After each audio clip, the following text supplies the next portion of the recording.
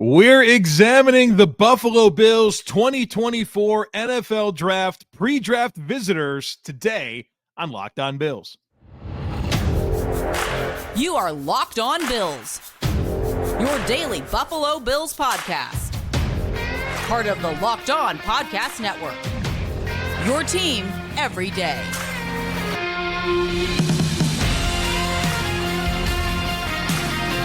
What's up, Bills Mafia? It's Joe Marino, author of Go Bills and Buffalo's Run, also the co-host of the Locked On NFL Scouting Podcast, and I'm your host of Locked On Bills. Want to thank you for making Locked On Bills your first listen every day, and a big welcome and shout out to our everydayers. You know who you are. Those of you who never miss a single episode, I appreciate y'all being here very, very much. I'd also like to invite you to subscribe or follow for free on YouTube or wherever you listen to podcasts. We're part of the Locked On Podcast Network, your team every day. Today's episode is brought to you by Monopoly Go. I admit it, I have a competitive side, and it is a big fan of Monopoly Go, the mobile hit twist on classic Monopoly. So join your friends and download Monopoly Go now for free on the App Store or Google Play. Well, folks, welcome in. The objective today is to discuss the players that the Buffalo Bills had in for a pre-draft visit in Buffalo. And every team is allowed to have up to 30 pre-draft visitors. And sometimes you'll hear these referred to as a top 30 visit. That's a very silly way to put it. These are not the top 30 prospects for the Bills or any team. They are just simply 30 players that they can bring into the facility to gain another exposure to that prospect. For one reason or another, the team wants to get more information. Maybe they are very much interested in drafting the player and they want to spend a day with him. Maybe there's some medical stuff that they want to dig deeper into. They just want to see them in the environment of the Bills facility, see how they interact with the coaches, other players, executives, those types of things. You know, obviously put them through some tests, see how they retain information, gauge their ability to learn, those types of things. So that's what happens on a pre-draft visit. And it's notable that the Bills have regularly drafted players that they had in for a pre-draft visit. In fact, Dalton Kincaid, in terms of first-round picks, was the first player that Brandon Beane drafted in the first round that he didn't have in for a pre-draft visit. And if I'm not mistaken, he made a comment about that saying, look, I know that there was a bit of a trend there, and so perhaps that was intentional.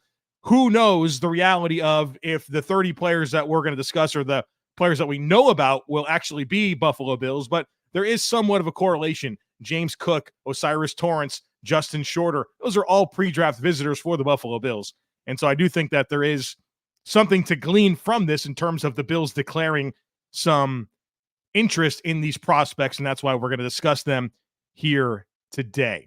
Now, one other very important note before we talk about these players is that Brandon Beane confirmed in his pre-draft press conference that they did, in fact, use all 30 pre-draft visits.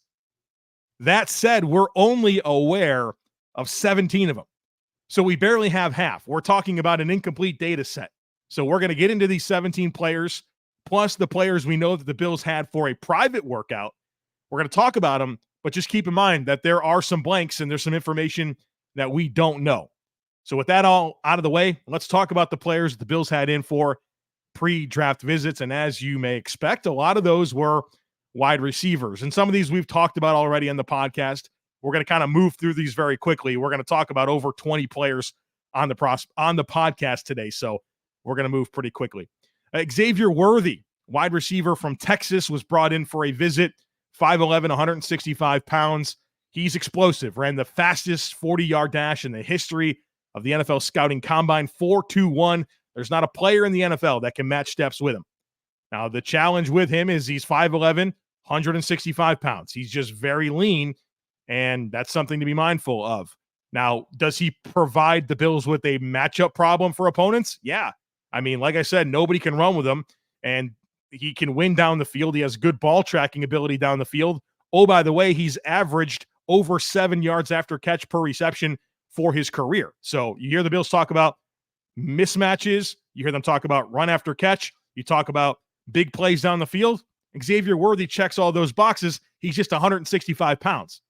One thing that I have said about Xavier Worthy that is important is for a smaller receiver, Texas still funneled a lot of volume to him.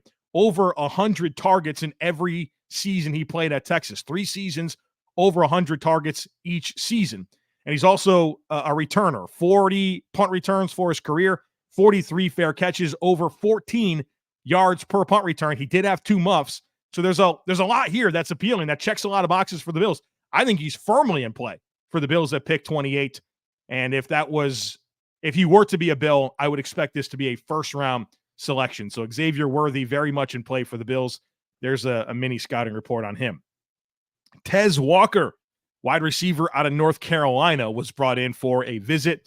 6'1.5", 193 pounds, ran 4.36 in the 40-yard dash. He's very much a vertical plane wide receiver, a field stretcher, getting down the field. In a lot of ways, I think he's discount Brian Thomas Jr. So I do think that trading up for Brian Thomas is very much in play for the Buffalo Bills. If that didn't work out and they wanted a comparable receiver, I think you can get a lot of what you find in Brian Thomas in the form of Tez Walker, potentially in the 2nd or 3rd round. Over 16 yards per reception this past year at North Carolina, 17 yards average depth of target. He's a vertical down the field receiver that I still think needs to develop his underneath route running, which is very much like Brian Thomas Jr. So big play receiver, transferred over from Kent State this past year with North Carolina, had some production, and I think he's a day 2 option for the Buffalo Bills. Ryan Flournoy, wide receiver out of Southeast Missouri State, 6'1", 205, ran 4.44 in the 40-yard dash, 6th-year senior. He went to 3 different schools, started his college career at Central Missouri, then he went to a community college, then he finished at Southeast Missouri State for 2 seasons. He will be a 25-year-old rookie. Physical player, love the way he blocks, had a good Senior Bowl, has very natural hands, can win those leverage battles. Watched his game against Kansas State, which is an important one for him, obviously, as a small school guy going up against a Power 5 team. I thought he looked good. I thought he looked like he belonged against Kansas State. I think he's an okay route runner. He's had some injury stuff to be mindful of. I think he's the type of day 3 selection that you look at and say, a little bit of size, physicality, he blocks, he catches the football well, special teams appeal. Can we unlock more in terms of route running? So he would be a day 3 option, in my opinion. Keon Coleman, the wide receiver out of Florida State, the Bills had in for a pre-draft visit. 6'3", 212 pounds, ran 4.61 in the 40-yard dash at the combine. Interestingly enough, didn't choose to run it again at the pro day. That must be about as fast as he can run. I think he's a power forward type wide receiver. You get a lot of size, you get physicality. I just don't see a separator with Keon Coleman.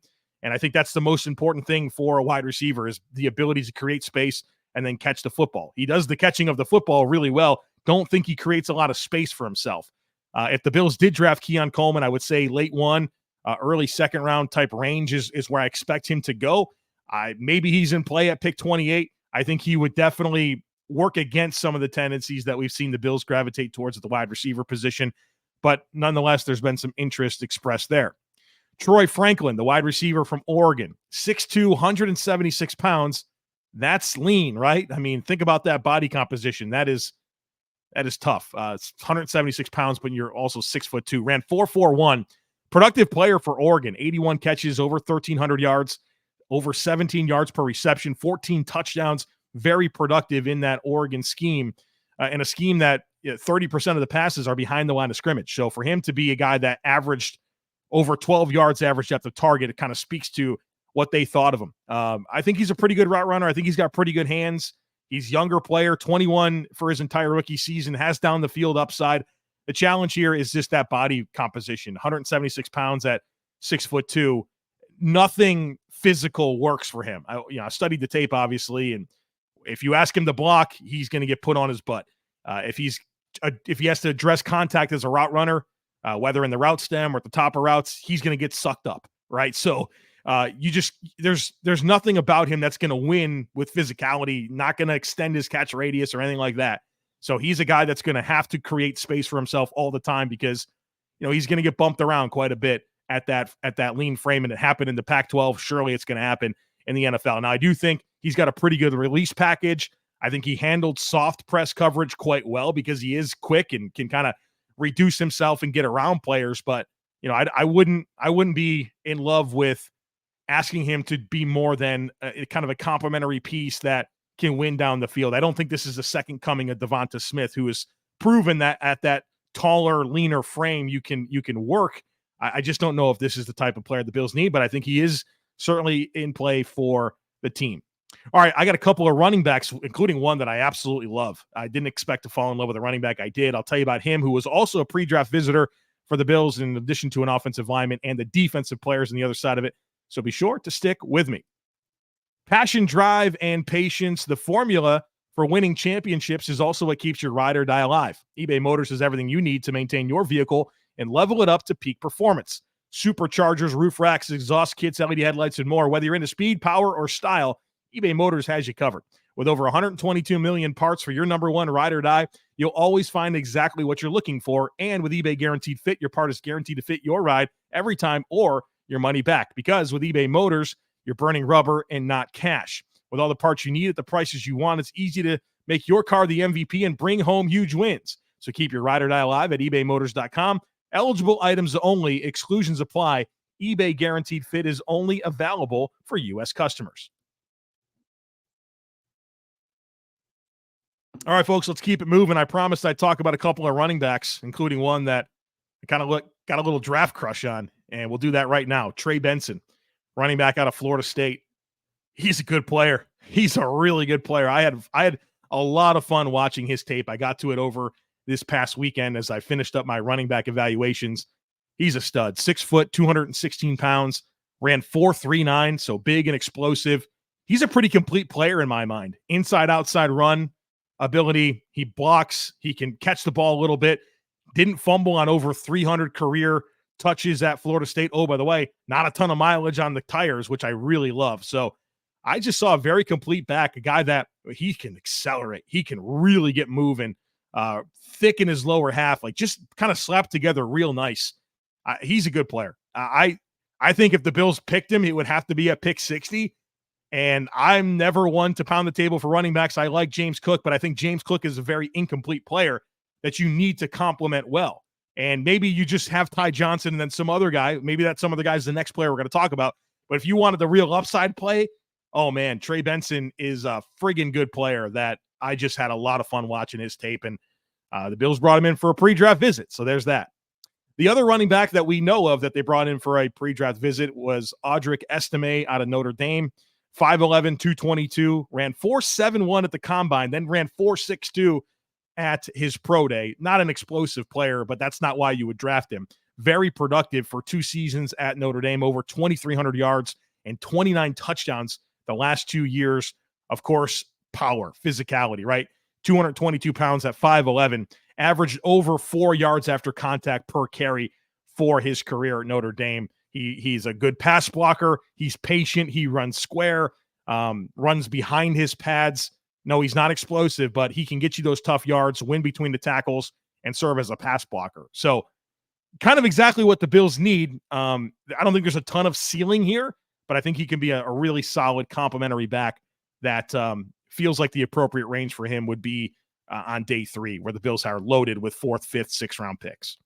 The Bills had one offensive lineman in that we know of for a visit, Jordan Morgan out of Arizona. Played offensive tackle for them. I think he's a guard in the NFL, 6'5", 311, 32 7/8 on the arms. Typically, you want 33.5, 34-inch arms for a tackle. I just don't think he has the length. He does have the athleticism to play tackle in the NFL, but I think he's going to make the transition inside. A lot like Matthew Bergeron, if you remember him last year out of Syracuse. Came in and was a pick by the Falcons, wind up playing guard for them. 37-game starter in college, just a very balanced, coordinated technician. And that is very much what Aaron Kromer wants. I've had conversations with Aaron Kromer about what he likes in offensive linemen, and it's very much, okay, can you sit on your hips? Can you leverage the ground? Can you play under control? Do you understand body positioning and angles? Those are the things that he cares about. I straight up asked him, I was like, well, what about finishing and really moving bodies? He's like, not his most important stuff. He wants guys that play under control and understand what they're supposed to do within the scheme. And Jordan Morgan is absolutely that. I do think there is a transition to guard. I think he'll be fine doing that.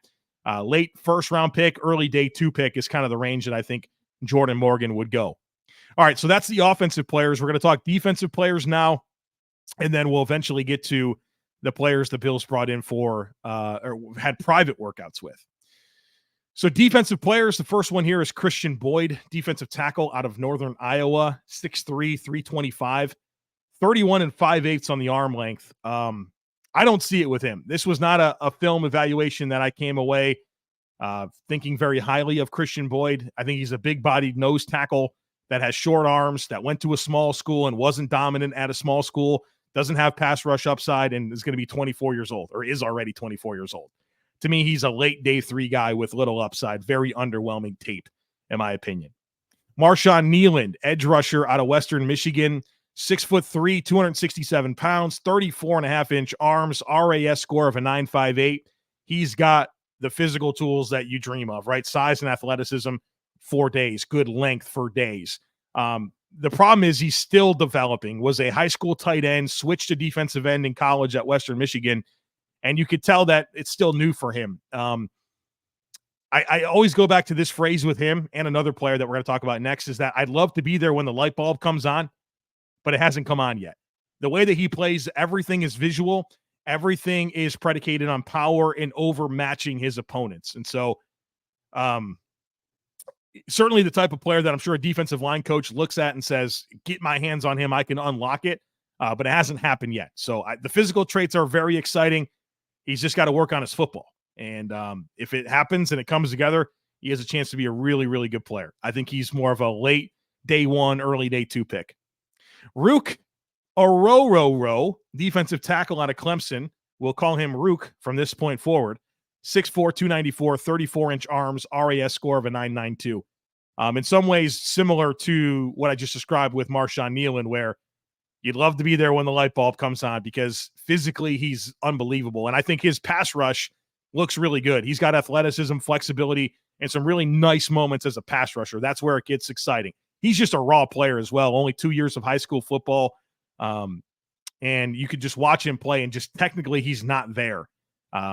Needs to develop pass rush counters, needs to develop his footwork and how to set up his rush, IDing blocks and responding quicker, getting off the football quicker and not robbing himself of athleticism by being tardy off the ball. Pads can get high, so that takes away from his functional strength.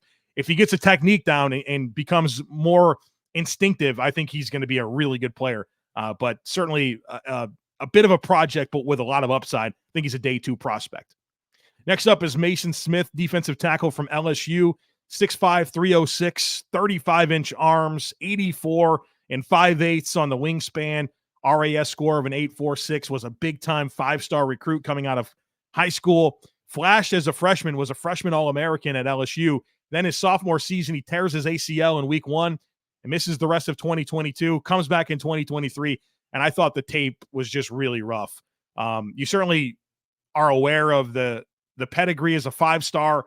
The size and athleticism is certainly there, and you hope that as he gets further removed from that ACL injury that the football is better. But boy, I thought he was a rough watch. I really did. I didn't see a player that was even close to consistently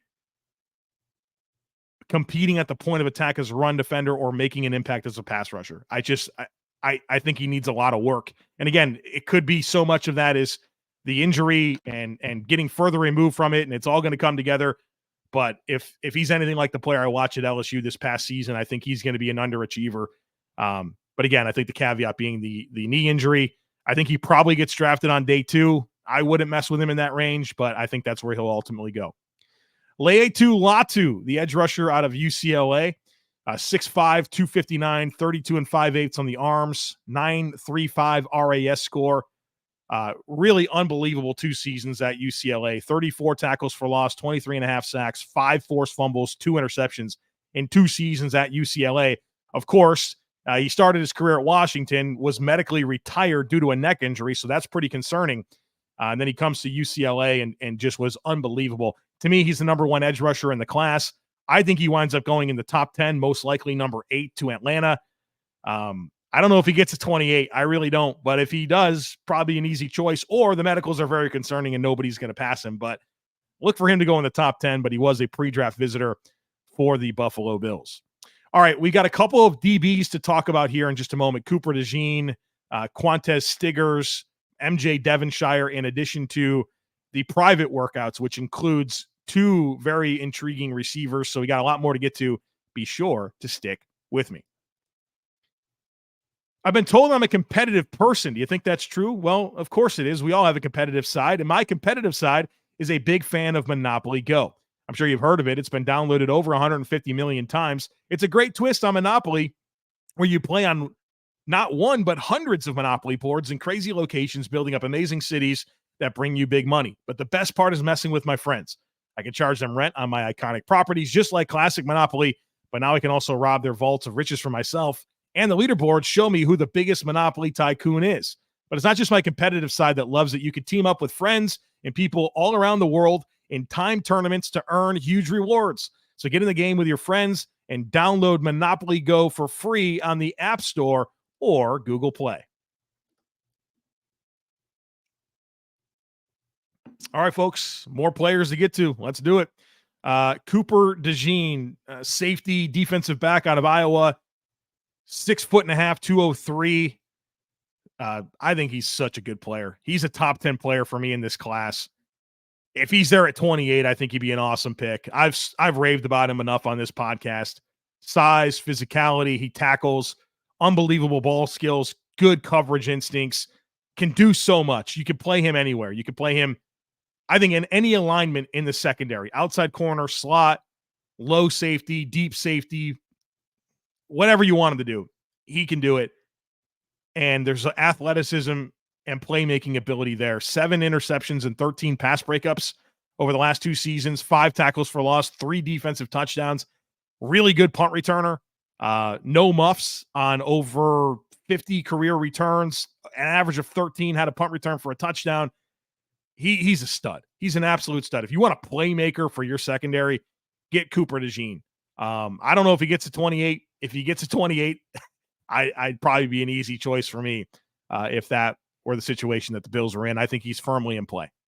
The next guy is Quantz Sims, a very interesting prospect, cornerback from the CFL. He played last year for the Toronto Argonauts, 5'11", 204, RAS score of a 9.34. Very interesting backstory. I think that's critical when talking about Sims. He's one of 13 kids and had no offers coming out of high school, played for a small school in the Atlanta area, didn't get much attention. Finally got an offer from a Division II school, Lane College.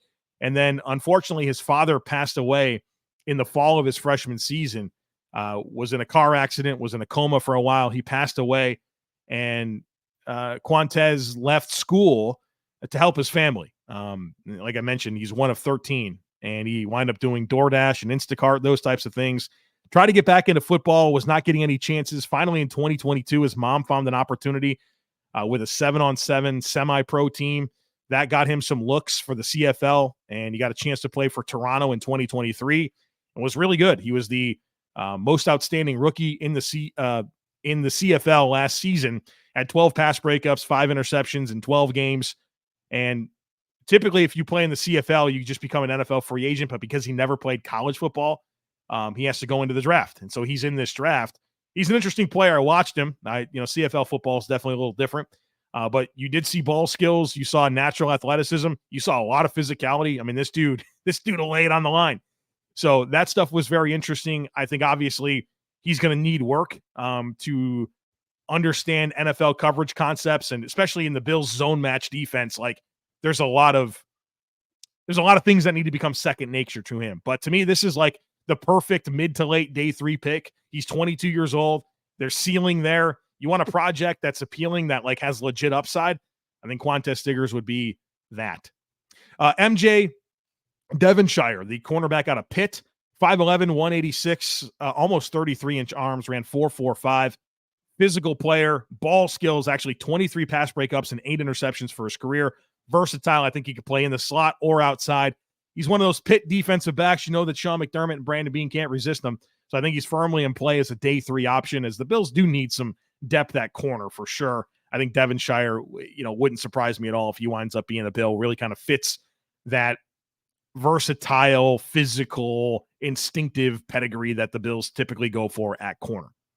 Andrew Phillips, corner out of Kentucky, 5'11", 190, ran 4.48, RAS score of an 8.13, competitive, physical, can play inside or outside, versatile with any coverage technique. I think you could play him in off-man, press, zone. He can do it. I think the concern here is that he didn't have an interception in college, 10 pass breakups, so the ball skills are not there. But I think as a third or fourth round option, he could provide depth in a variety of places in the secondary with some starter upside.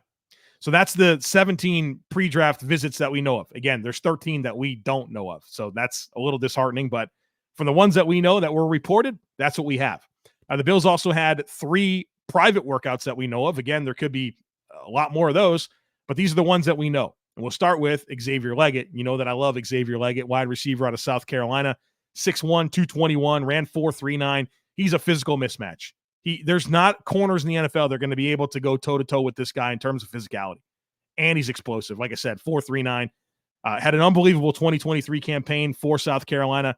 Over 17 yards per catch, over 13 yards average depth of target, 6.5 yards after catch on per reception on over 70 catches. I just feel like there's a lot of like A.J. Brown, Eric Moulds skill to this player with the explosiveness, with the physicality. Watch him with the ball in his hands. I mean, this dude's a tank. And no, he doesn't run routes like Antonio Brown, right? That's not who he is. But he can win on the vertical plane. I think he's more twitched up than you think. I think his stop-start is better than some people think. I think he'd be a great pick at 28 overall. I'd love that to be the pick. I think there's a possibility of it, but I think he probably goes in that 25 to 40 range. I think that's a sweet spot for Xavier Legette. He also had a private workout with Jaylen McMillan, wide receiver from Washington, 6'1", 197 pounds, RAS score of an 8.67. He's a route runner. This guy is a guy that can run routes to all 3 levels of the field and has pretty good hands. Had an injury this past year at Washington, but was really productive 2 years ago. He was still pretty productive this year, despite battling through some injuries. I think he's a rock solid 3rd or 4th round pick that maybe you wish he was a little bit more physical, but the route running, like if you just want route runners, he can absolutely provide that for you. Last player we're going to get to is Keon Oladapo out of Oregon State. He's a safety, 6'2", 216 pounds, RAS score of an 8.18. He's a physical player that plays to that size.